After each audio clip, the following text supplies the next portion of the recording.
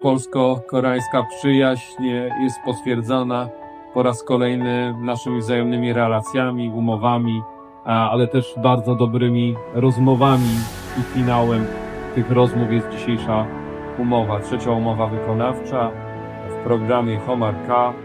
Wieloprowadnicowe wyrzutnie rakietowe.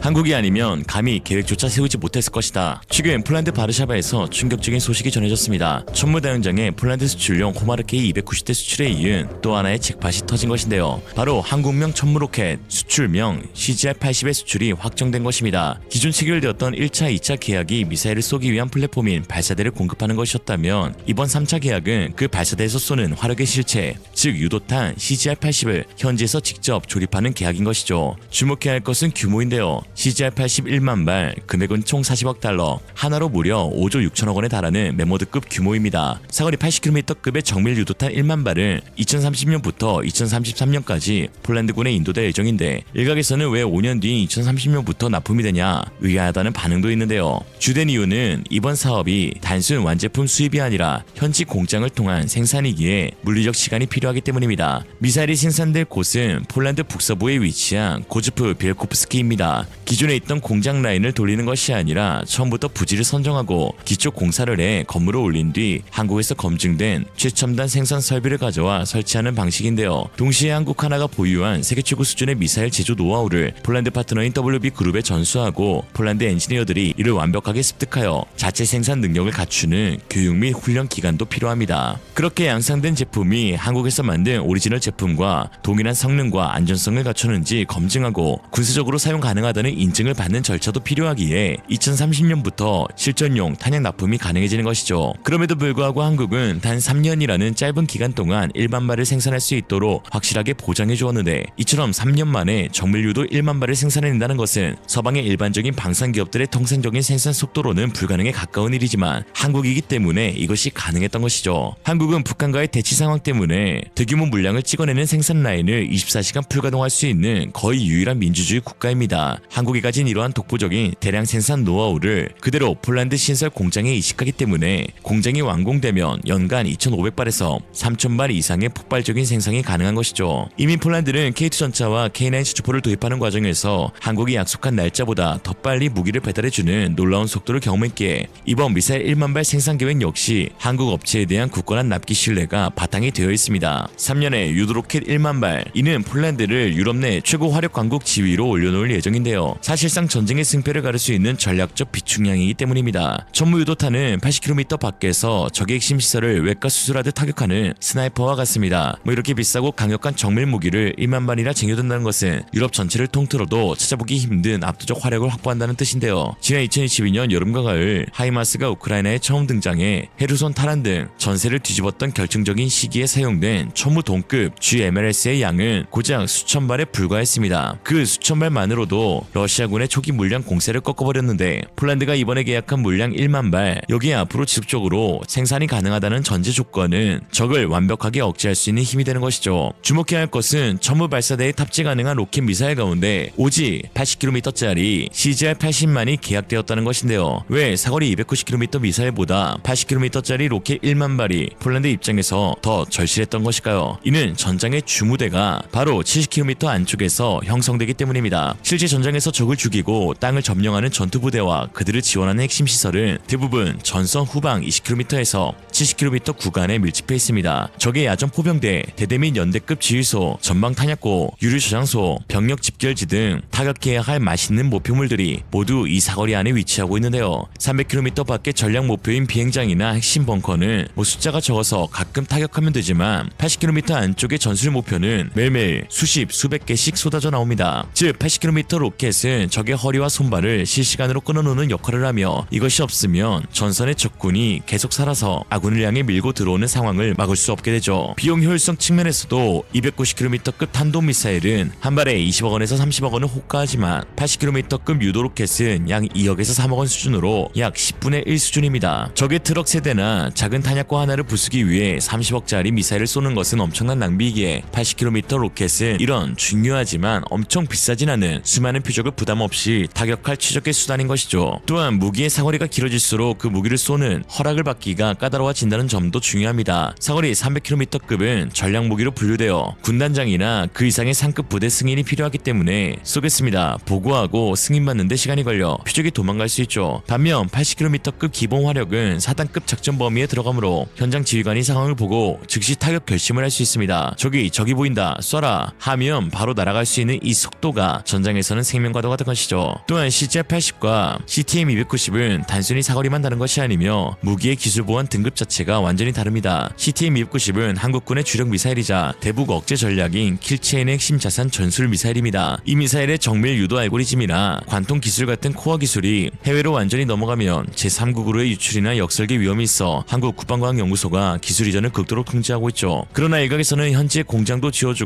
앞으로 기술도 다 뺏기는 것 아니냐는 우려도 제기하고 있는데요. 그러나 사실 그렇게 해주고 싶어도 해줄 수가 없습니다. 폴란드에 공장이 생긴다고 해서 모든 걸 100% 폴란드산으로 만드는 것은 불가능에 가깝기 때문이죠. 단순 멍텅구리 폭탄도 아니고 수만 가지 기술이 집약된 첨단 유도탄 기술이 그리 호락호락하지 않습니다. 군사 전문가들은 핵심 부품을 한국에서 가져가 폴란드 공장에서는 이를 조립하고 화약을 충전하는 CKD 반조립 방식이 취득되었다고 전했는데요. 미사일의 핵심이 유도 조종 장치, 관성 함폭 장치, 탐색기, 구동 모터 등은 폴란드가 현재 만들 수 없는 하이테크 부품들이고 심지어 이 모든 것을 하나도 혼자 제조하지 않기 때문에 다수 한국 방산 기업들이 만들어 보내줘야 합니다. 여기서 한국 강소기업들의 역할이 대두되는데 이른바 낙수 효과는 확실할 것으로 보입니다. 하나에어로스페이스가 계약의 주체지만 실제로는 한국의 수많은 중소기업들이 함께 폴란드로 진출하는 효과가 발생하는 것이죠. 먼저 미사일의 심장인 전원과 배터리를 담당하는 기업 비츠로셀이 대표적인데요. 미사일은 발사되는 순간 자체 전력이 필요한데 이때 쓰이는 것이 한 번 쓰고 버리는 특수전지인 열전지입니다. 이 열전지는 미사일이 날아가는 동안 유도장치와 모터 등의 전기를 공급하는 역할을 하는데 10년 넘게 저장해도 방전되지 않아야 하고 극한의 온도와 진동 속에서도 작동해야 하는 고난도 기술로 비츠로셀은 이 분야 국내 유일이자 세계 1위의 기업이며 천물을 포함한 국내 거의 모든 유도무기에 배터리를 공급하고 있습니다. 다음으로 미사일의 손발이 되어주는 구동장치를 만드는 퍼스텍과 다남 시스템즈가 있고 미사일의 신경망을 담당하는 통신 및 신호 분야에는 RFHIC와 휴니드가 있습니다. RFHIC는 미사일 탐지 레이더나 통신 장비에 들어가는 GAN, 지라갈륨 트랜지스터를 만들고 휴니드는 미사일과 발사대의 데이터 링크 시스템을 제조하죠. 마지막으로 미사일의 뇌에 해당하는 유도 조종 컴퓨터는 하나 시스템과 같은 대기업이 주도하지만 그 내부에 PCB 기판이나 센서 모듈은 제노코, 세트렉 I 같은 수많은 협력사가 나누어 공급하게 됩니다. 그러나 무엇보다 가장 핵심은 하나가 지닌 화약 배합 기술인데요. 한화의 모태가 한국 화약인 만큼 화약 배합 기술은 한화의 전공이자 자존심입니다. 한화에어로스페이스는 폴란드 현지 공장에 화약 원료를 배합하고 주주에서 고체 연료를 만드는 설비와 공정 기술, 이른바 레시피를 이전할 계획입니다. 추진제에 들어가는 화약 원료인 산화제나 바인더 등은 폴란드 현지에서 조달하겠지만 그것을 섞어 최적의 연료를 만드는 것은 온전히 한화의 기술이죠. 한화에어로스페이스의 전신인 한국화약은 1952년부터 화약 외기를 걸어왔으며 특히 북한이라는 실존적 위협 때문에 미사일 개발에 목숨을 걸 수밖에 없었습니다. 그렇게 남조선 폭파 집단은 현무 시리즈, 천궁, 천무 등 수십 년간 다양한 크기의 로켓을 수만 발 찍어내고 쏴보면서 축적된 실패와 성공의 데이터를 얻었고 이는 돈을 주고도 살 수 없는 엄청난 자산이 되었습니다. 이런 자산을 폴란드가 유산으로 얻게 된 것이죠. 이에 폴란드 코시니아 카미슈 국방부 장관은 꿈만 같은 일이 벌어졌다며 감격에 찬 소감을 밝혔습니다. Polsko-koreańska przyjaźń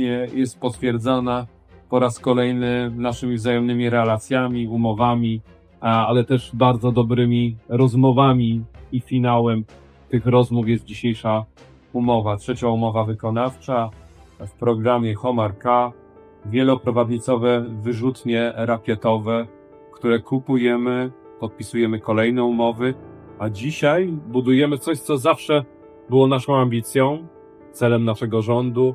Budujemy również niezależność w produkcji. Łączymy firmę polską i koreańską. Firmę WB Electronics, która jest wielką wizytówką Polski w Europie i na świecie, w produkcji dronów, a od dzisiaj również w produkcji pocisków rakietowych z firmą Hanwha Aerospace, znaną i szanowaną u naszych sojuszników. Cieszę się bardzo, że transfer technologii, licencja na produkcję, niezależność produkcji stają się faktem. 이제 한국과 폴란드는 단순한 판매자와 구매자 관계를 넘어 유럽의 안보를 함께 책임지는 혈맹 수준의 파트너로 거듭나게 되었습니다. 폴란드의 드넓은 평원에서 한국의 기술력으로 빚어낸 호마르케이가 유럽의 자유와 평화를 지키는 든든한 방패이자 최강의 창이 되기를 바라봅니다. 오늘의 한 줄평, 청컨대 화포 1만 발로 오랑캐를 물리치소서. 이생으로 리얼리즘이었습니다. 여러분의 생각은 어떠신가요? 현명하고 지혜로운 여러분의 의견을 지금 댓글에 남겨주세요. 감사합니다.